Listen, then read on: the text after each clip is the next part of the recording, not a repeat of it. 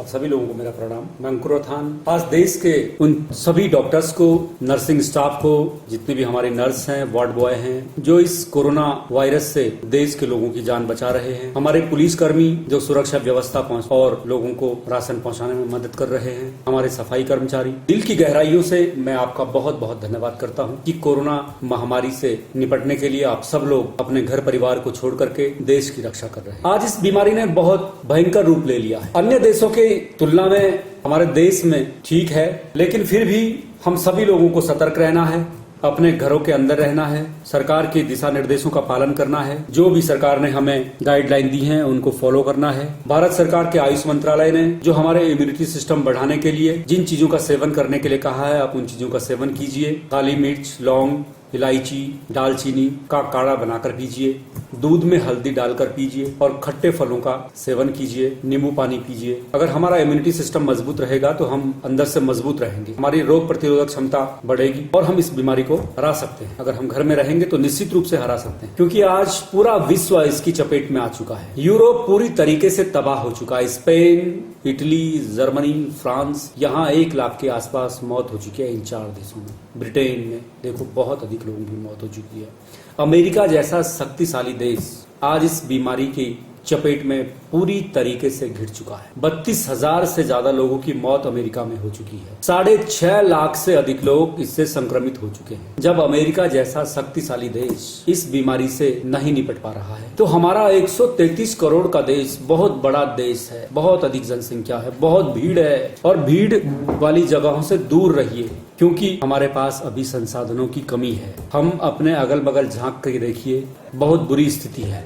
पहाड़ों में तो बहुत बुरी स्थिति थी, डॉक्टर्स नहीं थे, हॉस्पिटल में इक्विपमेंट नहीं थे। हम जूझ रहे हैं, लड़ रहे हैं, लेकिन हम सबको एक सूत्र में बंधकर हिंदुस्तान के प्रधानमंत्री का साथ देना है। सभी राज्यों के मुख्यमंत्रियों ने अपनी अपनी जनता के साथ रहना है, अपने अपने लोगों की मदद करनी है। तो मैं अपने प्रदेश के मुख्यमंत्री आदरणीय त्रिवेंद्र सिंह रावत जी से हाथ जोड़कर विनम्र निवेदन करना चाहता हूं कि आप हमारे प्रदेश के जो लोग बाहर फंसे हुए हैं, अन्य प्रदेशों में जो रोजगार की तलाश में गए थे, जो लोग पढ़ने के लिए गए, कोचिंग करने गए, आप उन सब लोगों को वापस उत्तराखंड लाने का काम कीजिए। एक ठोस रणनीति बनाइए, क्योंकि वो लोग चाहते हैं घर आना, जो लोग अपने परिवार से दूर हैं। रोजगार नहीं है, आप देख रहे हैं इतने दिन से लॉकडाउन है, सब लोग अंदर हैं, बहुत बड़ी समस्या है। पहले चरण का जो लॉकडाउन था, आप लोगों ने बहुत अच्छे तरीके से सरकार के दिशा निर्देशों का पालन किया। कई राज्यों में बहुत घटनाएं भी हुई। मुरादाबाद में बहुत बुरी घटना हुई, डॉक्टर्स और पुलिस कर्मियों के साथ बहुत बदतमीजी की कुछ लोगों ने।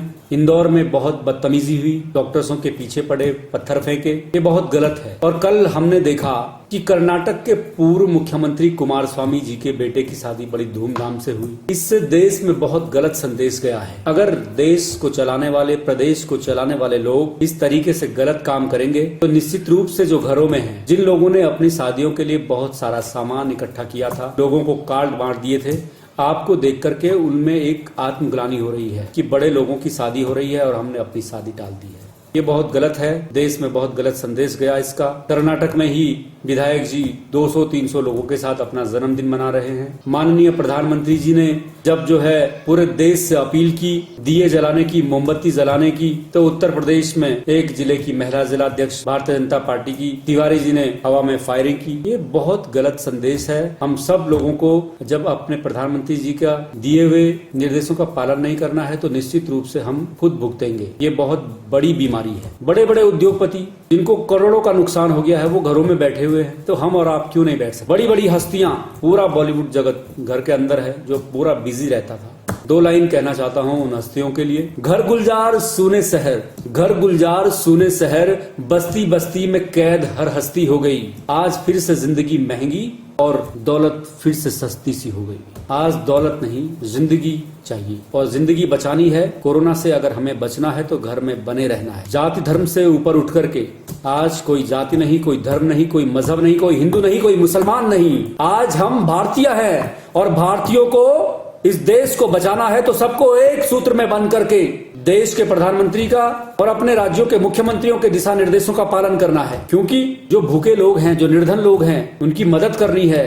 सभी सामाजिक संस्थाओं का मैं धन्यवाद देना चाहता हूं, बड़े बड़े उद्योगपतियों का, जिन्होंने इस देश को दान दिया है, इस टाइम चंदा दिया है, पैसे दिए हैं, प्रधानमंत्री राहत कोष में, प्रधानमंत्री पीएम केयर फंड, मुख्यमंत्री राहत कोष में पैसा दिया है, मैं उन लोगों का दिल की गहराइयों से बहुत बहुत धन्यवाद करता हूं। लेकिन जो लोग आज धर्म की आड़ में, मजहब की आड़ में हिंदुस्तान को बदनाम करने का काम कर रहे हैं, मैं उनसे एक बात कहना चाहता हूं कि आज हिंदुस्तान का जो गरीब व्यक्ति है, जो निर्धन व्यक्ति है, जो भूखा है, वो एक बात कहता है कि हम न मंदिर को जानते हैं न मस्जिद को जानते हैं, जो भूखे पेट होते हैं वो सिर्फ निवालों को जानते हैं। अंदाज बड़ा खलता है, अंदाज बड़ा खलता है, मेरा चिराग हवाओं के खिलाफ क्यों जलता है। मैं अमन पसंद हूं, मेरे शहर में दंगा रहने दो, लाल और हरे में मत बांटो, मेरी छत पे तिरंगा रहने दो। हम हिंदुस्तान के लोग हिंदुस्तान के तिरंगे की नीचे रहना चाहते हैं। तिरंगा हमारी आन बान और शान है और हम हिंदुस्तान के लोग आज हिंदुस्तान में सिर्फ तिरंगा है, कोई पार्टी नहीं, किसी पार्टी का कोई झंडा नहीं, कोई धर्म नहीं, कोई मजहब नहीं। इसलिए मैं आप लोगों से निवेदन करना चाहता हूं कि आज सब लोग अगर इस महामारी से निपटना चाहते हैं, घरों में बने रहिए, सरकार के दिशा निर्देशों का पालन कीजिए, सोशल डिस्टेंसिंग बनाए रखिए, बाहर सामान लेने जाते हैं तो 1 मीटर से अधिक दूरी पर दूसरे व्यक्ति से रहिए। दिल्ली में देखो आप क्या हो गया, निजामुद्दीन में जमातियों ने पूरे देश में आज बहुत मुश्किल में देश को डाल दिया है, एक दूसरे से लोग संक्रमित हो रहे हैं। मैं अमन पसंद हूँ, हम हिंदू मुसलमान की बात नहीं करते हैं, लेकिन एक बात कहना चाहता हूँ कि एक मछली पूरे तालाब को गंदा करती है। ये जमाती जो गए थे, जो घरों में छुपे हुए हैं, आप देखिए, आपका देहरादून में देखिए 1 साल का बच्चा संक्रमित हो गया, उसके पिताजी जमात में गए थे। आप लोग बाहर आइए, घरों में मत छुपिए। आपके छुपने से आपके परिवार को नुकसान हो सकता है, आपके मोहल्ले को नुकसान हो सकता है, आपके प्रदेश को नुकसान हो सकता है। और हम मरने के बाद जब हमारी काउंटिंग होगी कि कोरोना से भारत में कितने लोग मरे हैं, तो सिर्फ भारत में मरने वालों की संख्या गिनी जाएगी, ये नहीं गिना जाएगा कि कौन मुसलमान मरा, कौन हिंदू मरा, कौन ईसाई मरा, कौन सिख मरा। पंजाब में देखो, हमारे सिख भाई के पुलिस वाले का हाथ काट दिया, सिख लोगों ने किया। देश में जो है दंगे भड़काना चाहते हो, मुरादाबाद में पुलिस वालों और डॉक्टरों पे पत्थर फेंक दिए।